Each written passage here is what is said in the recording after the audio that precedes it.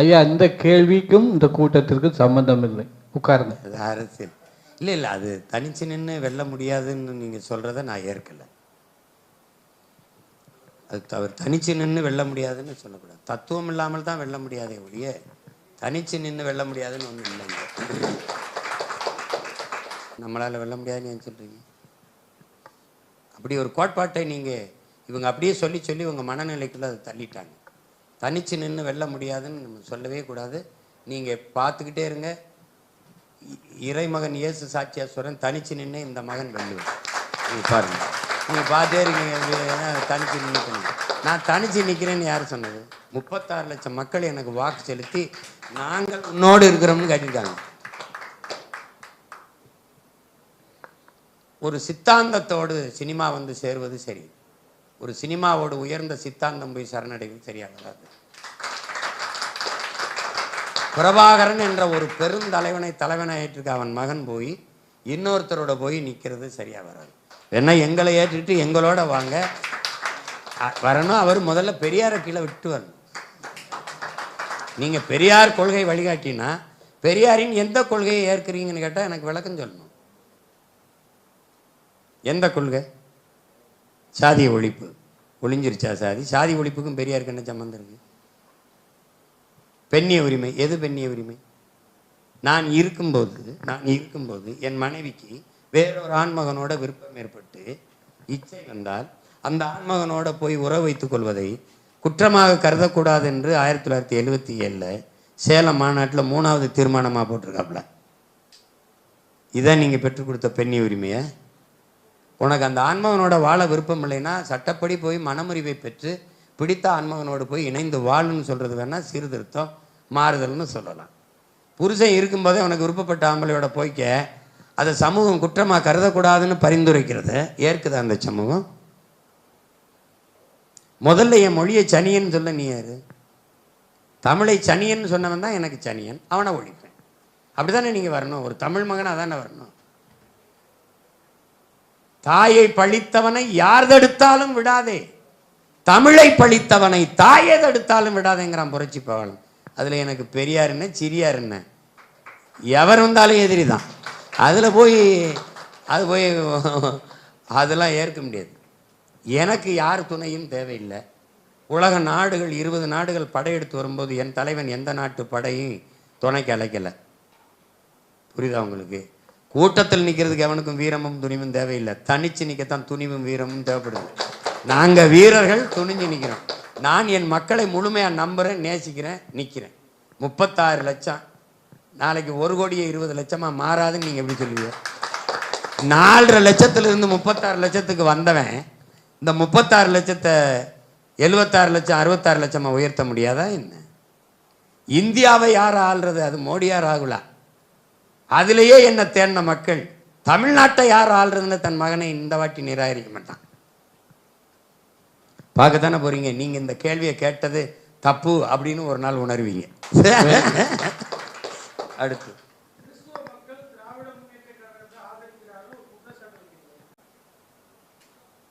எந்த இடத்தில் அந்த மக்களுக்காக குரல் கொடுக்கல? இருங்க, புனித வெள்ளிக்கு நீ விடுமுறை விடுங்கிறத என்னையை தவிர எவனுமே பேசல. எல்லாத்திற்கும் நாங்கள் மக்களோடு நிற்கிறோம். எங்களுக்கு அதில் இஸ்லாம் கிறிஸ்தவம் இந்துன்னு மதம் பிரித்து பார்க்கறது இல்லை. மொத்தமாகவே நாடு மக்களின் நலன் பார்த்து தான் நாங்கள் இயங்குகிறோம். அதில் கிறிஸ்தவ மக்களுக்கு நீங்கள் எனக்கு வாக்கே செலுத்தாமல் அதிகாரமற்ற எளிய மகனாக வச்சுக்கிட்டு நீ வந்தால் என்ன செய்வாய் என்று கேட்குறீங்க. ஆனால் வந்து ஒன்றுமே நீங்கள் சொல்கிற பைபிளை எரிக்கிறான், கோயிலை இடிக்கிறான், அந்த இடிக்க அனுமதித்தவன் பைபிளை எரிக்க அனுமதித்தவனுக்கு திருப்பி அதிகாரத்தை கொடுத்துட்டு நீ வந்தால் என்ன செய்வீங்கிறீங்க. இது போன்ற எந்த செயலும் வராமல் நான் தடுப்பேன். இந்த மக்களை வேற அரணா நின்று பாதுகாப்பேன்.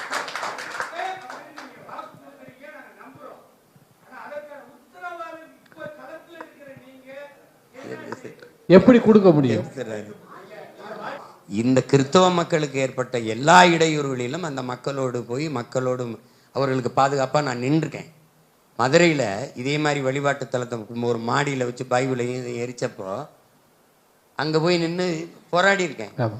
எல்லா தளங்கள்லையும் அந்த மக்களாக நின்று போராடி இருக்கோம். அதுக்கு சான்று காணொளி ஆவணம்.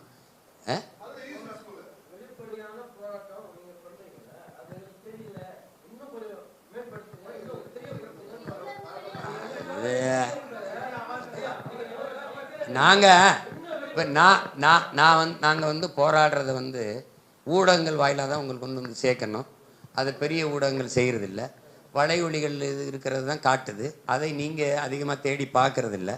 ஆனால் நீங்கள் கடந்த காலத்தில் நீங்கள் உங்களுடைய எண்களை கொடுங்க. நாங்கள் எந்தெந்த இடங்களெல்லாம் இந்த கிறிஸ்தவ மக்களுக்கு இன்னல் வந்தபோது போராடி இருக்கோங்கிறத எடுத்து அனுப்புகிறோம்.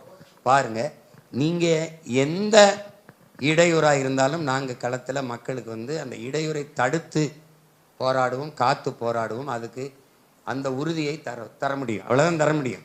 நீங்கள் அதுக்கு என்னென்ன செய்வீங்க அப்படின்னா, வேணா நீங்கள் பெரிதும் நேசிக்கிற நீங்கள் போற்றுகிற இறைமகன் இயேசு மேலே உறுதிட்டு சொல்கிறேன். நாங்கள் பேராரனா நின்று இந்த மக்களுக்கு நிற்போம். இவர்களைப் போல வாக்கை பெற்றுட்டு அந்த மக்களை வக்கற்றவர்களாக நிறுத்த மாட்டோம். போதுமா? சரி, நன்றி நன்றி நன்றி நன்றி நன்றி நன்றி நன்றி நன்றி. சரியான வார்த்தை. குறிப்பாக நம்ம நாகர்கோயிலில் கொஞ்சம் கவனிங்க. நாகர்கோயிலில் அண்ணன் சேவியர் அவருடைய கொலை, அந்த கொலையில் நீங்கள் இந்த ஏன் சாத்தானின் பிள்ளைகள்னு சொன்னீங்க, கேட்டீங்க. ஆமாம். அதாவது அநீதியை எதிர்த்து போராட வேண்டிய மக்கள், அநீதிக்கு எதிராக நிற்க வேண்டிய மக்கள், அநீதின்னு தெரிஞ்சும் தொடர்ச்சியாக ஒரு முறை சகிக்கலாம், இருமுறை சகிக்கலாம். ஆனால் தொடர்ந்து தொடர்ந்து தொடர்ந்து அந்த தீமையை செய்கிறவனுக்கே துணை நிற்பது எப்படி ஏற்பது? இப்போ மதுவை விற்பது ஒரு சாத்தானின் செயல்களை எல்லாம் பட்டியலிடுங்க. இல்லை, நான் சொல்றேன் தந்தையா, நான் ஒரு குடிமகனா கேட்கிறேன். சாத்தானின் செயல்கள், இது பேய் பிசாசு தீமையின் செயல்கள்னு ஒன்று சொல்லுங்க.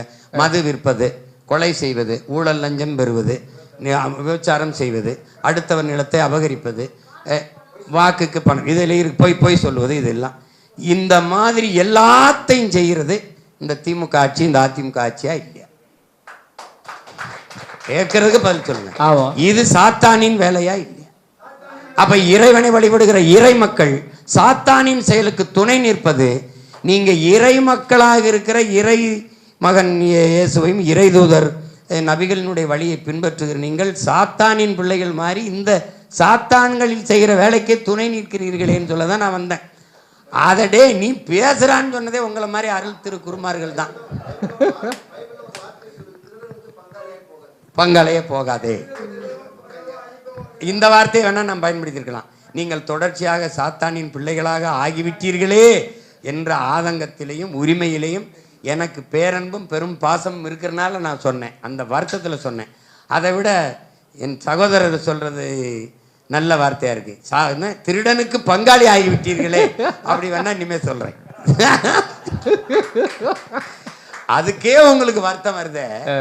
இத்தனை வருத்தமா நெஞ்சு உடைக்க கத்தி உங்க மேல இருக்கிற இந்த பிள்ளைக்கு விட்டுவிட்டு அதை அயோக்கிய பிள்ளைக அக்கிரம் பண்றவனுக்கு தொடர்ச்சி ஓட்டு போட்டா எங்களுக்கு எவ்வளவு வலி இருக்கும். அந்த ஆதங்கத்துல சொல்றது, அதாவது பேரன்பின் வெளிப்பாடு ஆதங்கத்தின் வெளிப்பாடு தான். நீங்க இதை செய்யலாமா, நீங்களே நீ அப்படி பண்ணிட்டேப்பா அப்படிங்கிறோம்ல, அதுதான். அதை விடுங்க.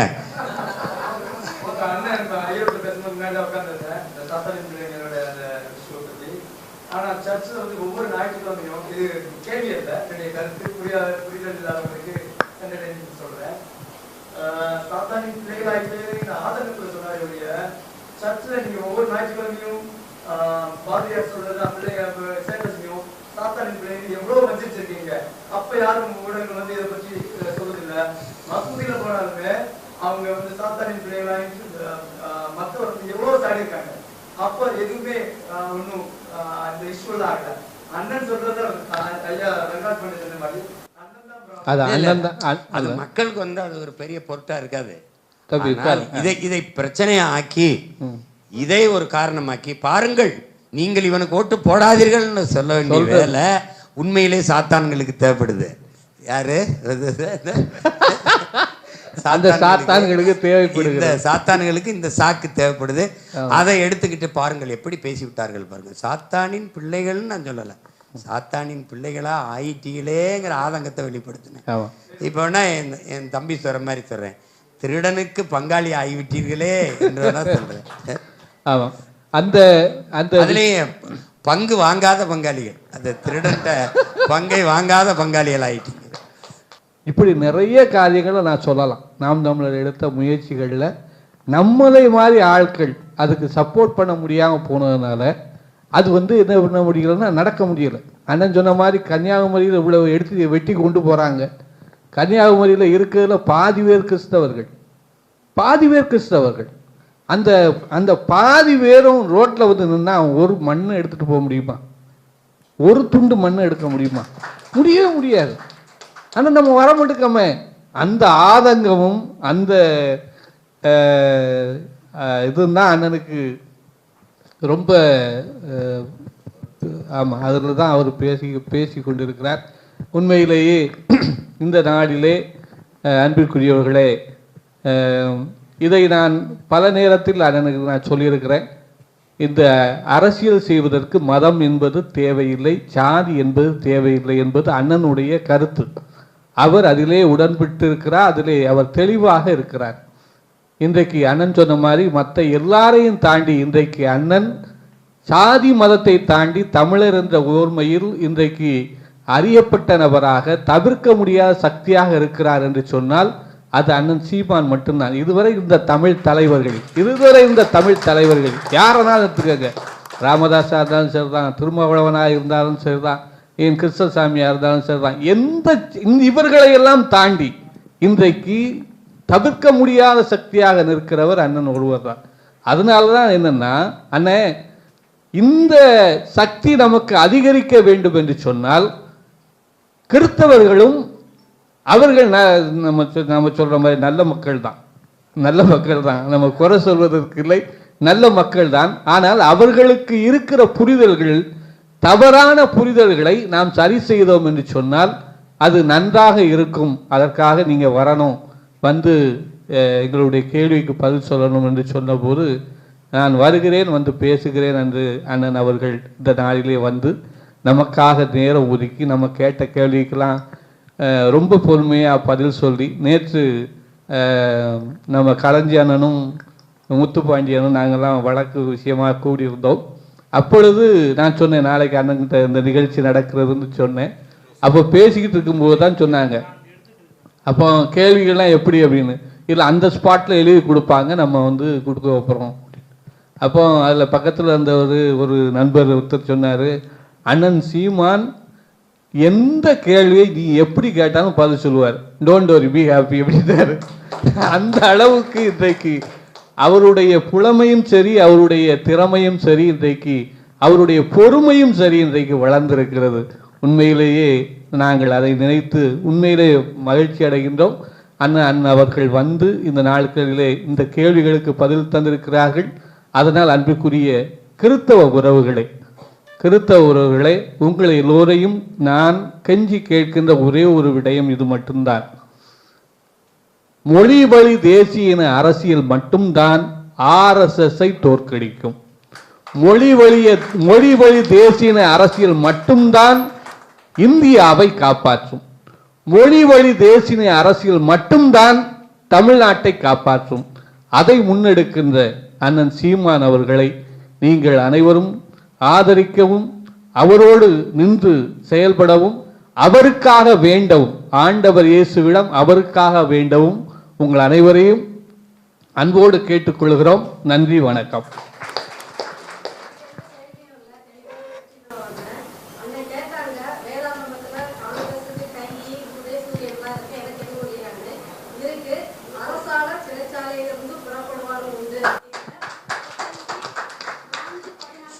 அது நேரடியாக என்னையே சொல்லிட்டார். சிறைச்சாலையிலிருந்து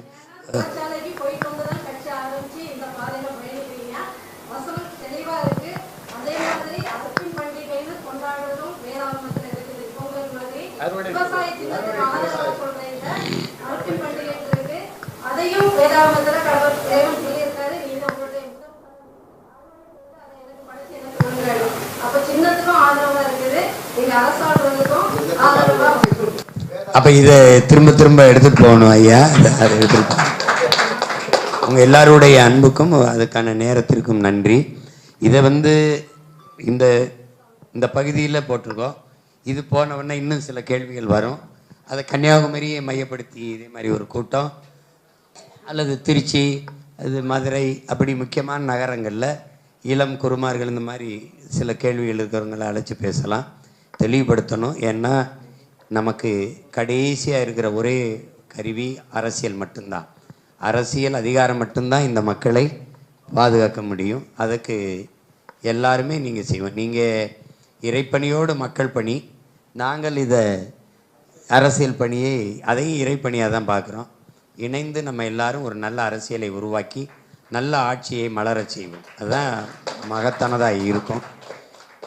அது வருங்காலங்களில் இன்னும் பல இடங்களில் கூடி கூடி பேசுவோம். நம்மளுடைய ஐயங்களை எல்லாம் தெளிவுபடுத்தி கொண்டு நடப்போம். ஒன்று பெரிய இது இல்லை. இதை செய்யுங்கன்னா செய்ய போகிறோம், இதை செய்யாதீங்க, இது சரியாக வராதுன்னா செய்யாது இருக்க போகிறோம். ஆனால் கூட்டணி மட்டும் யாரோடவும் சேர சொல்லிடாதீங்க, அது செய்ய முடியாது.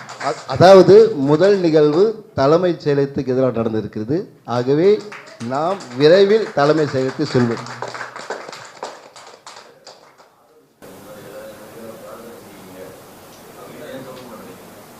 செபித்து தானே இருக்க டெய்லி.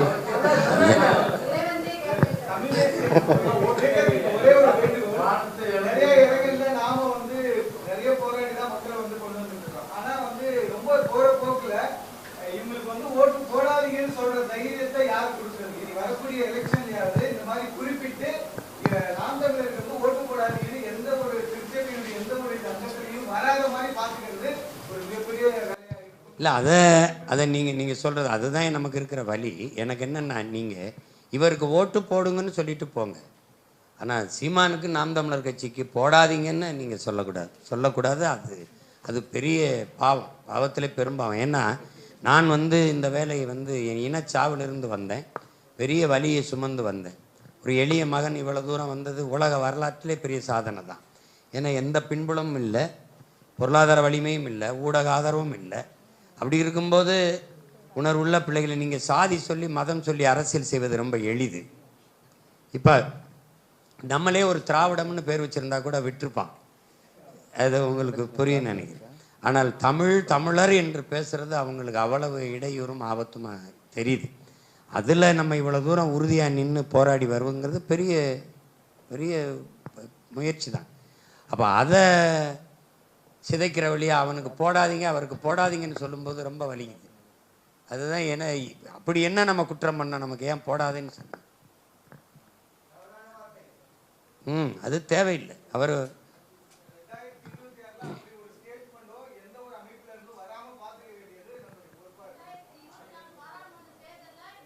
நாங்கள் இயக்கம் சார்ந்து ஒவ்வொரு சர்ச்சுகள் லெட்டர் அனுப்பியாச்சு. எங்கேயும் வாசிச்சா திருச்சி அங்கே சர்ச்சில் நின்று நாங்கள் பிளக்கார்டு பிடிப்போம்னு சொன்னதுனால எந்த சர்ச்சிலையும் மறை மாவட்டத்திலையும் இதை அறிவிக்கலை. 2024 பாராளுமன்ற தேர்தலில் நாம் தமிழர் கட்சி குறித்தோ இந்த இதுக்கு போடுங்கன்னு சொல்லி அவங்க அறிக்கை தெரிவிக்கலை.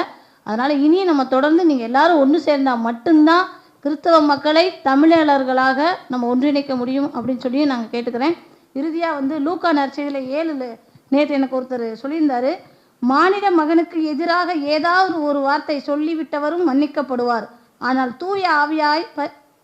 தூய ஆவியாளரை பரிந்துரைப்பவர் மன்னிப்பு பெற மாட்டார். அந்த வகையிலே தூய ஆவியால் இட்லி வேகுமா என்று கேட்ட கலைஞர் கருணாநிதி மட்டும்தான் மன்னிக்கப்பட மாட்டார், தவிர அண்ணன் செந்தமிழன் சீமான் அவர்களை சவுலாக இருந்து பவுலாக மாறிய ஒரு இறைவாக்கினராக ஏற்றுக்கொள்வோம் என்று சொல்கிறேன். நன்றி. மகிழ்ச்சி எல்லாருக்கும், உங்களுடைய அன்புக்கும் இந்த உறவான இந்த ஒன்று கூடலுக்கும் என்னுடைய நன்றியும் வணக்கமும். மறுபடியும் இன்னொரு நல்வேளையில் நம்ம கூடுவோம்.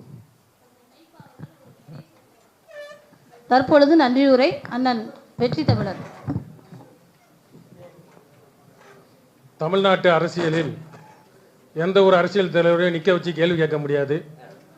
இவ்வளோ நேரம் நிற்க வச்சு இதற்கு ஒரு சிறந்த எடுத்துக்காட்டாக